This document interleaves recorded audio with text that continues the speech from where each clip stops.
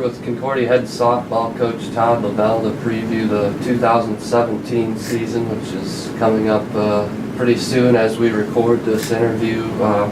First, let's take a look back at 2016. It's the first time in your 3 seasons that you missed out on the national tournament, but still managed a 30-win season.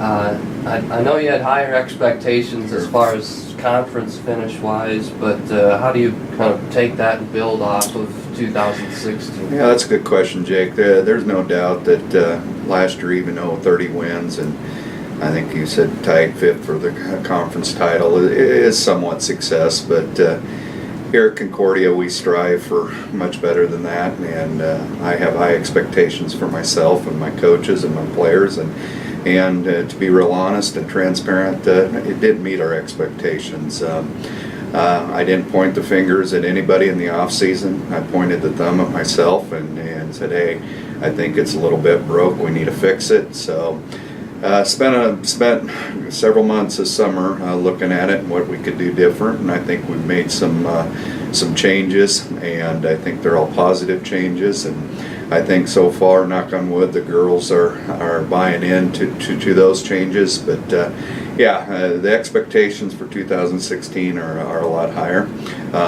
Talent level has been here last year and this year again. So it would be a disservice to me and my program if we didn't have those higher goals in mind. You had a dangerous offensive team last year, scored a lot of runs, and you have a lot of those top hitters back this spring. What does that mean for the offensive potential of this year's squad? That is an understatement, I would say. The offensive firepower is great. I would hate to be an opposing pitcher trying to dissect our hitting lineup. Right now I'm looking at anywhere 12 to 14 girls that could really contribute with their bats. Any given time, 1 through 9 is going to be pretty crazy. I would say any given lineup, I would say 7 or 8 of those girls have home run potential as well.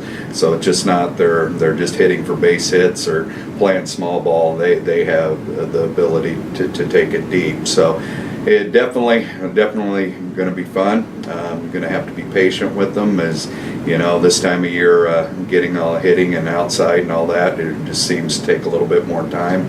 But our hitting is definitely going to be one of our strengths this year. And Autumn Owens in particular was somebody who broke out and had a huge sophomore year at the plate. What have you seen from her this off season that says that she can repeat that or maybe even be better? Yeah, well, it's funny you asked that.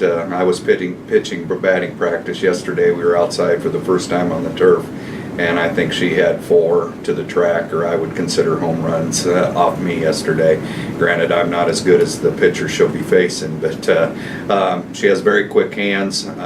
She has a goal in mind. She works hard towards what she wants to do, and there's no doubt that she will be a force to once again. I think she tied the school record in single season home runs, and I think she's pretty motivated to beat that this year.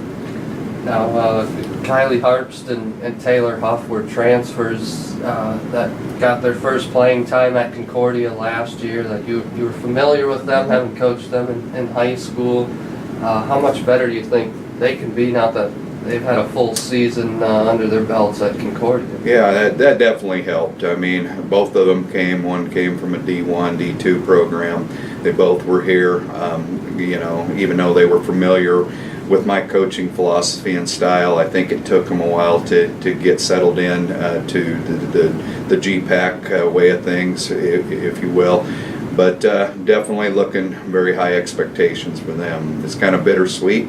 I've had the opportunity to coach them for a lot of years, being in high school and here, and they've been both great players, all-state players for me in high school, and so I think they both want to go out on a bang. I've seen work ethic.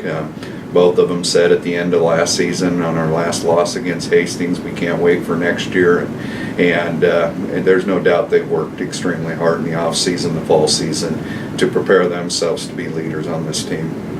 Yeah, another familiar name that's back is Mccain Woodward, who's certainly been prominent in the circle in the middle of your lineup the last couple of years. What can you say about what she's meant to the program the last couple? Michaela's been awesome. I mean, you go back to her freshman year. I think she had 20 wins as a freshman.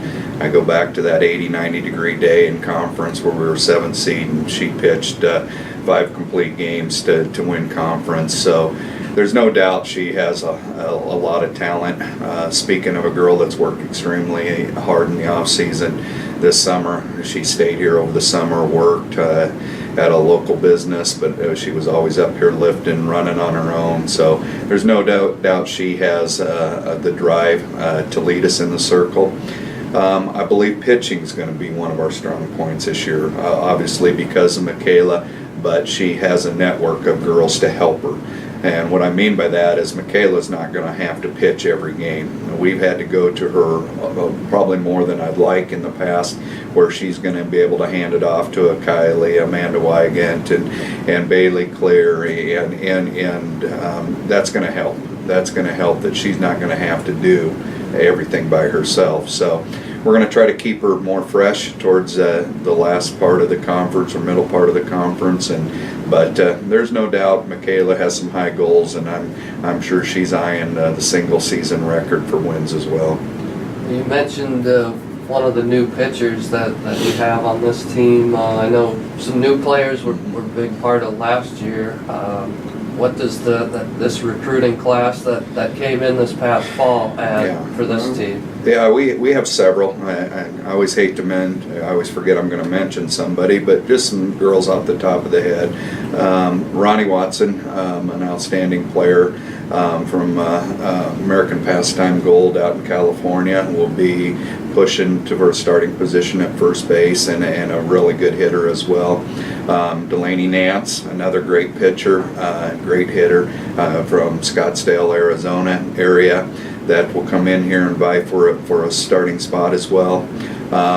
One of the bright ones, and I can't even take credit for it, my old assistant John Moody put me on Taryn Thomas from Kansas City. Outstanding hitter. She set her high school hitting record, batting average of .696 in high school, and so she looked extremely well in the fall season. So she'll be looking to play some outfield and be a force to be reckoned with in our lineup. And then we had a transfer from Columbus Community College, Janie Passold, that lightning fast, good outfielder. She's a slapper, good bunter, and so she'll be one of that we look to as well. You look at the last few years, conference-wise, you've been right around 500. What have you learned about the GPAC the last 3 years, and what it would take to compete at the top of the conference? I think that's $1 million question, but definitely something I have looked at. One thing we've done, Jake, is we've divided our season into four parts. We have a preseason, which we're in now. We have 23 practices before our first game. And then we have a non-conference season, which we have 17 practices, and we're playing 10, 12 non-conference games. So even though I want to win, you know how competitive I am, and I want to win those games, but I think that's the time where I rest. I look at different lineups, look at different positions. So a lot of girls are going to get some more playing time this year. Then we get into the conference, and that's what we really want this year. 10-10, 12-8, all those are nice, but we want to win it outright. We don't want to wait till the last weekend in April or first weekend in May to win the conference. So that is going to be an added bullet point on our practices. Hey, when we get in there, we want to win, and we don't want to split double headers. We want to look at winning them both. So I think in the off season or the preseason and the non-conference games, we're going to really start to develop those girls that can help us do that. Well, you were picked third in the conference after tying for fifth, as you mentioned last year. What do you think that says about the way the other coaches look at your program putting in the top three? Yeah, it's always interesting to see what they think or what other teams have, and Probably as a young coach, the last couple of years, I put a lot of stock on that, and thinking we should be 1 or 2, and every coach thinks that, I suppose, but I'm trying to take the position that it really doesn't matter.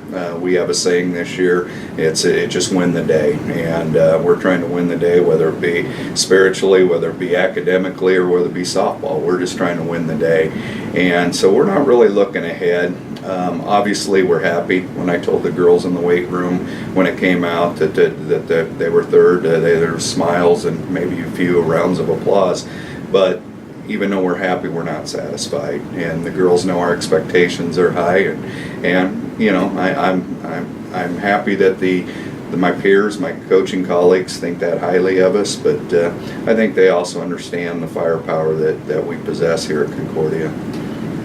And you talked about kind of those first big events that you've got, playing a lot of players and seeing what they bring to the table. That you've got the Cowtown Classic in Texas and the Tucson Invitational to start your schedule. You've been at both of those before. How well do those events kind of prepare you for the rest of your season? I think it's something we almost have to do. Get down there, you're playing. Like I said, we're going to have 23 practices prior to our first game, and I would hate to say we're going to have 35 practices. The girls are ready. They're chomping at the bit to not only get outside in warmer weather, to get a play on dirt, but to play other competition. So last year was our first year at the Cowtown, and it was great. We got to see the number 1 team, Oklahoma City, lost 4-2, and definitely had our chances to win. So I think that set the tone for last year, how good we could be. This year we're going down there, we're playing a mixed bag, but we will on the second day see Oklahoma Wesleyan, who is receiving a lot of votes. They're not quite in the top 20, 25, but they're receiving votes. We're going to see them. We're going to see Columbia University, that's always in the top 3 of their conference. So those are going to be great measuring sticks. Then we get to come back and practice for a couple more weeks. Then we go down and play 2 solid teams in the Kansas City area. Then we jump on a plane and go to Tucson. And just looking at, we're going to play 9 games in Tucson, but I would say 7 out of those 9 are programs that last year won at least 600 winning percentage. So it's going to be a good test for us, and we're going to be in warm climate. And again, the goal is to prepare the girls for the conference season.